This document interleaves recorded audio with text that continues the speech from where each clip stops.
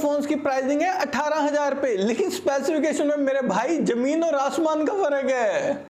जोर जोर से बोल के लोगों को स्कीमें बता दे।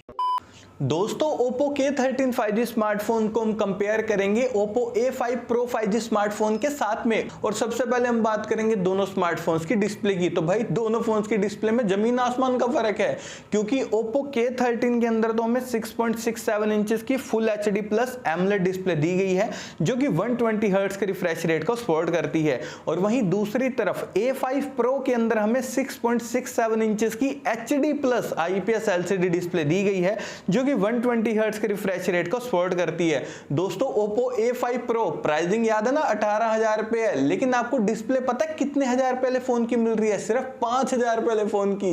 ये हाल है Oppo वालों के। भाई साहब बिल्कुल बेकार डिस्प्ले आपको A5 Pro के अंदर मिल रही है, ध्यान रखिएगा। लेकिन वहीं दूसरी तरफ दोस्तों, अगर आपको डिस्प्ले कंटेंट वॉचिंग के हिसाब से बिल्कुल जबरदस्त वाली चाहिए ना भाई, डेफिनेटली आप यहां पर Oppo K13 5G की तरफ ही जरूर से जाइए, क्योंकि एमोलेड पैनल मिल रहा है, एकदम अच्छी वाली कंटेंट वॉचिंग आप कर पाएंगे। और IP रेटिंग की अगर मैं बात करूं तो भाई Oppo K13 5G यहां पर सिर्फ IP65 रेटिंग के साथ में आता है, लेकिन वहीं दूसरी तरफ A5 Pro यहां पर IP69 रेटिंग के साथ में आता है। मुझे हंसी इसलिए आ रही है क्योंकि A5 Pro में सिर्फ यही चीज सबसे बढ़िया दी गई है। इसलिए दोस्तों आप IP69 को भूल जाओ भाई, क्योंकि बाकी स्पेसिफिकेशन बेकार है। आराम से K13 की तरफ चल जाओ, बेशक IP65 मिल रही है, फिर भी यही फोन बढ़िया है। और अगर मैं बात करूं ऑपरेटिंग सिस्टम की, तो दोनों phones out of the box Android 15 के साथ में आते हैं, जो कि ColorOS 15 पर बेस्ड है। हाँ दोस्तों, हॉट एप्स, हॉट गेम जैसे ब्लोटवेयर्स आपको दोनों फोन्स की UI में डेफिनेटली देखने को मिलेंगे। माना कि आप उन्हें अनइंस्टॉल कर सकते हो, लेकिन Oppo वाले फोन में क्यों ही डाल रहे हैं अजीबोगरीब ब्लोटवेयर्स? ये बड़ी अच्छी बात कही आप। और अपडेट्स की अगर मैं बात करूं तो दोनों फोन्स के अंदर आपको 2 साल के एंड्रॉइड अपडेट्स और 3 साल के सिक्योरिटी अपडेट्स जरूर से देखने को मिलेंगे। और अब बारी आती है दोस्तों चिपसेट की। तो भाई बहुत ही ज्यादा फर्क है दोनों फोन्स के चिपसेट में भी, क्योंकि K13 5G के अंदर हमें स्नैपड्रैगन 6 Gen 4 चिपसेट दिया गया है, जो कि 4 नैनोमीटर टेक्नोलॉजी पर बेस्ड है।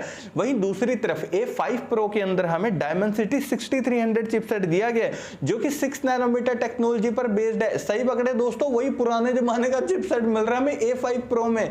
और भाई साहब डे टू डे परफॉर्मेंस और गेमिंग बिल्कुल ही बेकार एक्सपीरियंस मिलेगा आपका A5 Pro के साथ में। ये लगा लो फोन तो 18,000 पे है, लेकिन प्रोसेसर आपको 7,000 पहले फोन का दे रहे हैं A5 Pro में। सच कह रहा हूं मैं, क्योंकि बाद में कमेंट जरूर आएंगे कि यार दुकानदार ने चिपका दिया हमें ये वाला फोन। तो इसलिए दोस्तों डे टू डे परफॉर्मेंस और गेमिंग दोनों ही मामलों में यहां पर definitely Oppo K13 5G smartphone ही विनर है, क्योंकि इस फोन में हमें स्नैपड्रैगन 6 Gen 4 मिल रहा है। भाई बढ़िया गेमिंग आप कर पाएंगे। और एंटूडो स्कोर की अगर मैं बात करूं तो जी हां, जमीन आसमान का फर्क है, क्योंकि K13 5G का आता है 7,20,000 के करीब, वहीं दूसरी तरफ A5 Pro का आता है सिर्फ 4,05,000 के करीब। 18,000 के फोन में भी हमें एंटूडो स्कोर कितना मिल रहा है? सिर्फ 4 लाख। ये हाल है A5 Pro के। और अगर मैं बात करूं रैम की, तो दोनों फोन्स यहां पर LPDDR4X रैम को सपोर्ट करते हैं। और देखिए दोस्तों, इस प्राइस पॉइंट के सभी बढ़िया फोन्स को मैंने टैग कर दिया, वहां से जाकर आप उन्हें डायरेक्टली परचेस कर सकते हैं।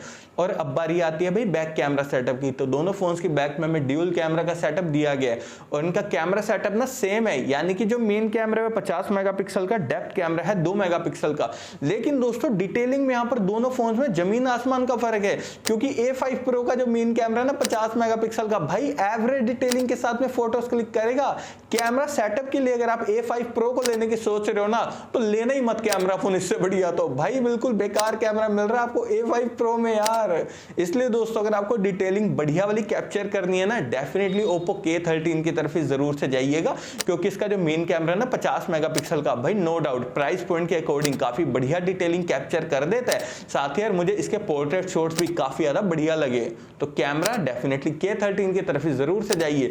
लेकिन दोनों फोन्स में आपको 2 मेगापिक्सल का डेप्थ कैमरा मिल रहा है, जो कि यूजलेस है। अच्छा है मैं अंधा हूं। भाई Oppo वाले में दोनों फोन्स के अंदर अल्ट्रा वाइड कैमरा दे सकते थे, लेकिन नहीं दिया। क्यों? कॉस्ट कटिंग करनी थी। और आपको एक कमाल की बात बताता हूं दोस्तों, A5 Pro भाई ऑफलाइन फोन है, इसलिए इतनी बेकार स्पेसिफिकेशन के साथ में आ रहा है, लेकिन प्राइसिंग दे रहे हो 18,000। और वहीं दूसरी तरफ Oppo K13 ऑनलाइन स्मार्टफोन है, ऑनलाइन मार्केट में बिकेगा, इसलिए इतना बढ़िया सामान मिल रहा है हमें। और मैक्सिमम वीडियो रिकॉर्डिंग की अगर मैं बात करूं तो Oppo K13 5G के बैक कैमरा से आप मैक्सिमम 4K तक वीडियो रिकॉर्डिंग 30 FPS पर कर सकते हैं। लेकिन वहीं दूसरी तरफ A5 Pro के बैक कैमरा से आप सिर्फ 1080 पिक्सल तक वीडियो रिकॉर्डिंग 60 FPS पर ही कर सकते हैं। तो 4K में वीडियो भी शूट करनी है ना, तब भी K13 की तरफ ही जरूर से जाइए। और वीडियो स्टेबलाइजेशन में तो दोनों फोन भाई पीछे रह गए, क्योंकि दोनों फोन सिर्फ EIS टेक्नोलॉजी को सपोर्ट करते हैं। OIS का कोई भी सपोर्ट हमें दोनों फोन्स में से किसी में भी नहीं दिया गया। और सेल्फी लवर्स की अगर मैं बात करूं तो दोस्तों K13 के फ्रंट में हमें 16 मेगापिक्सल का सेल्फी कैमरा दिया गया है।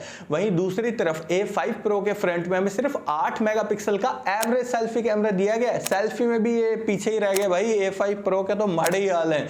तो इसलिए दोस्तों अगर आपको सेल्फी से डिटेलिंग बिल्कुल टॉप लेवल चाहिए ना, डेफिनेटली आप यहाँ पर Oppo K13 5G की तरफ ही जरूर से जाइए, क्योंकि 16 मेगापिक्सल का फ्रंट कैमरा मिल रहा है, अच्छी डिटेलिंग के साथ आप सेल्फी फोटोज क्लिक कर पाएंगे। और मैक्सिमम वीडियो रिकॉर्डिंग आप दोनों फोन्स के फ्रंट कैमरा से भी 1080 पिक्सल तक 30 FPS पर ही कर सकते हैं। बैटरी डिपार्टमेंट की अगर मैं बात करूं तो Oppo K13 5G के अंदर हमें 7000 mAh की भाई बहुत बड़ी बैटरी दी गई है, जो कि 80 वोट की फास्ट चार्जिंग को सपोर्ट करती है।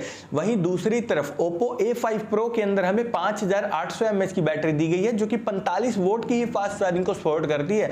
तो दोस्तों बैटरी बैकअप 1.5 दिन से भी ज्यादा का चाहिए ना भाई, डेफिनेटली आप यहाँ पर Oppo K13 5G की तरफ ही जरूर से जाइए। और नेटवर्क कनेक्टिविटी की अगर मैं बात करूं तो दोनों फोन्स 5G कनेक्टिविटी के साथ में आते हैं। 3.5 जैक हमें दोनों फोन्स में किसी में भी नहीं दिया गया, लेकिन दोनों फोन्स यहाँ पर डुअल स्टीरियो स्पीकर्स के साथ में आते हैं। और सिक्योरिटी के लिए हमें K13 के अंदर under display fingerprint sensor plus face unlock दिया गया। वहीं दूसरी तरफ A5 Pro के अंदर हमें side mounted fingerprint sensor plus face unlock देखने को मिल जाता है। और प्राइसिंग तो भाई दोनों फोन्स के 8 प्लस 128GB वेरिएंट की है 18,000 रुपए। और अगर मैं यहाँ पर अपना पॉइंट ऑफ व्यू दूं ना इन दोनों फोन्स के लिए, तो जागरूक जनता आप समझ चुकी हो कि भाई A5 Pro बिल्कुल ही बेकार फोन है। ये फोन आपको अगर 6000 का मिलेगा ना तब भी मत लेना सच में। इसलिए दोस्तों Oppo K13 5G को ले लो, काफी बढ़िया डील है।